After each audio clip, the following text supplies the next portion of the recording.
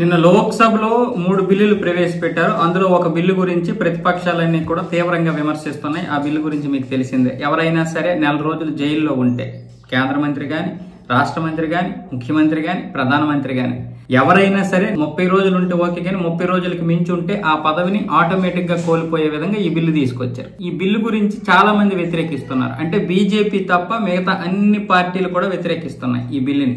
ఇంకా చెప్పాలంటే ఎన్డీఏతో ఉన్నటువంటి కొన్ని మిత్రపక్షాలు కూడా వీటిని వ్యతిరేకించలేకపోయాయి, కానీ విమర్శలు మాత్రం లోపాయికారంగా చేస్తున్నట్లు తెలుస్తోంది. ఎందుకంటే అవినీతి చేసినటువంటి వారికి ఉండే భయం అది. ఇప్పుడు కాంగ్రెస్, తృణమూల్ కాంగ్రెస్, డిఎంకే చాలా పార్టీలన్నీ వ్యతిరేకిస్తున్నాయి. ముఖ్యంగా పార్లమెంట్ వెలుపల నిన్న ప్రియాంక గాంధీ మాట్లాడుతూ ఈ బిల్లులు ఎందుకు తీసుకొస్తున్నారంటే శిక్ష పడకుండానే రాష్ట్ర మంత్రుల్ని అలాగే ముఖ్యమంత్రుల్ని పదవి నుండి తొలగించే విధంగా ఇప్పుడు ఈ బిల్లులు తీసుకొస్తున్నారంటే ఆవిడ చెప్తోంది. అసలు నిజం చెప్పాలంటే మామూలుగా మనలో మనం మాట్లాడుకుంటే ఇది ప్రధానమంత్రికి కూడా వర్తిస్తుంది. ఇప్పుడు బీజేపీకి చెందినటువంటి ముఖ్యమంత్రులు కూడా ఉన్నారు.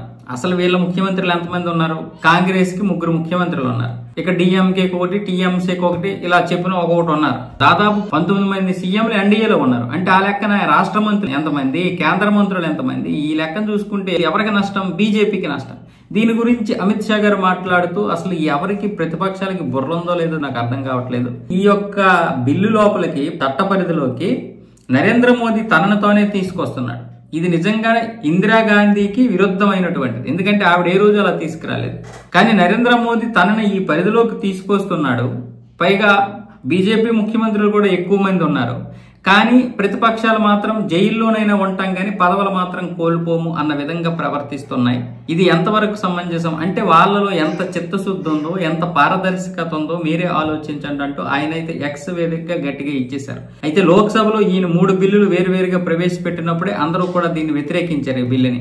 పైగా ఆ ప్రతిని చింపేశారు, ఆయనే ముఖాన్ని కొట్టారు, ఆయన్ని కొట్టేద్దామని కూడా కొంతమంది వచ్చారు. అంటే ఇలాంటి బిల్లు ప్రవేశపెడతావా నువ్వు ఒకసారి జైలుకి వెళ్ళావు కదా అంటే అప్పుడు ఆయన అన్నారు, నేను జైలుకి వెళ్ళాను, అప్పుడు నా పదవికి రాజీనామా చేసి జైలుకి వెళ్ళాను, మళ్ళీ నిర్దోషినై బయటకు వచ్చిన తర్వాత పార్టీ నన్ను అంగీకరించి మళ్ళీ ఆ పదవిలో కూర్చోబెట్టింది, నేనేం అడగలేదే.